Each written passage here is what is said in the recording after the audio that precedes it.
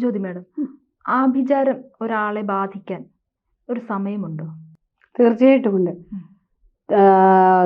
അയാളിലെ ഏഴരശനി, അഷ്ടമശനി, ചന്ദ്രൻ്റെ അതായത് പക്ഷബലമില്ലാത്ത അല്ലെങ്കിൽ ബലമില്ലാത്ത ചന്ദ്രൻ്റെ ദശാകാലം, അല്ലെങ്കിൽ ചന്ദ്രൻ്റെ കേതുവിൻ്റെ അപഹാരം, ഇങ്ങനെയൊക്കെയുള്ള സന്ദർഭങ്ങൾ സ്വാഭാവികമായിട്ടും അയാളിൽ കുറേ മനസ്സിന് ആശങ്ക ഉണ്ടാകുന്ന ഒരു പീരീഡിലാണ്.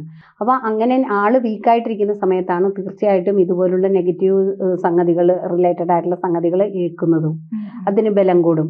നമ്മളിലുള്ള ആത്മീയ ശക്തിയും ആത്മീയ ഊർജ്ജവും കുറഞ്ഞു നിൽക്കുകയും മനസ്സിന് ആശങ്ക ഉണ്ടാകുന്ന സമയത്താണ് ദുർശക്തികൾക്ക് നമ്മളിൽ ആധിപത്യം ശ്രമിക്കാൻ കഴിയുക.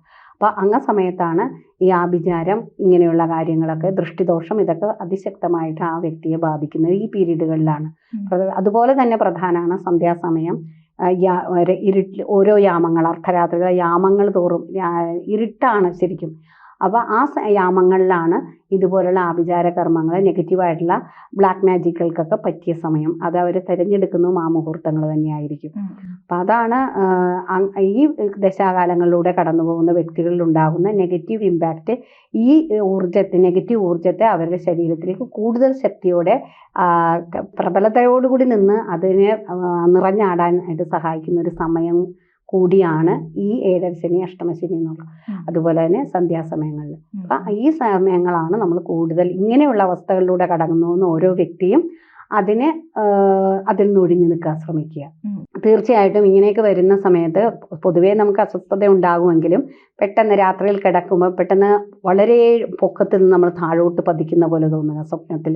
അപ്പം നമ്മൾ അയ്യോ എന്ന് പറഞ്ഞ് പെട്ടെന്ന് അത് ഒരു ദിവസമല്ല, അടുപ്പിച്ചടുപ്പിച്ച് അങ്ങനെ വരിക. ഒരു കറുത്ത പട്ടി നമ്മളിങ്ങനെ ഓടിച്ചു കൊണ്ടിരിക്കുന്നതായി നമുക്ക് സ്വപ്നം കാണുക. പിന്നെ കാക്ക നമ്മളെ ഏത് സമയവും നമുക്ക് ചുറ്റും ഇങ്ങനെ ഒരു അപശബ്ദം കേൾപ്പിച്ചുകൊണ്ട് നമ്മുടെ വീടിന് ചുറ്റും ഇങ്ങനെ നടക്കുക.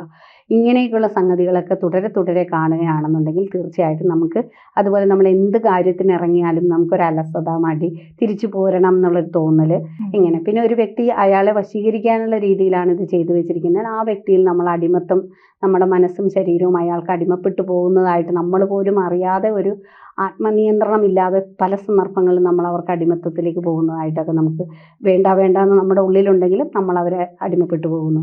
അങ്ങനെയൊക്കെയുള്ള സന്ദർഭങ്ങൾ ബോധപൂർവം നമ്മൾ മാറി നിന്ന്, വേറൊരാളായി നമ്മൾ മാറി നിന്ന് നമ്മളെ തന്നെ വാച്ച് ചെയ്തിട്ട് ഇങ്ങനെയൊരു സിഗ്നിഫിക്കേഷൻ, ഇങ്ങനെ ഒരു ഇത് കിട്ടിയാൽ നമ്മൾ തീർച്ചയായിട്ടും ഒരു സിഗ്നലാണത്. അത് കിട്ടിക്കഴിഞ്ഞാൽ നമ്മൾ തീർച്ചയായിട്ടും ഒരു അസ്ട്രോളജറെ കാണുകയോ അതിന് വേണ്ട നടപടികൾ എടുക്കുകയോ ചെയ്യേണ്ടത് അത്യാവശ്യമാണ്. ജ്യോതിഷവുമായി ബന്ധപ്പെട്ട എല്ലാ വിശേഷങ്ങളും നിങ്ങളിലേക്കെത്താൻ ABC ജ്യോതിഷം സബ്സ്ക്രൈബ് ചെയ്യുക.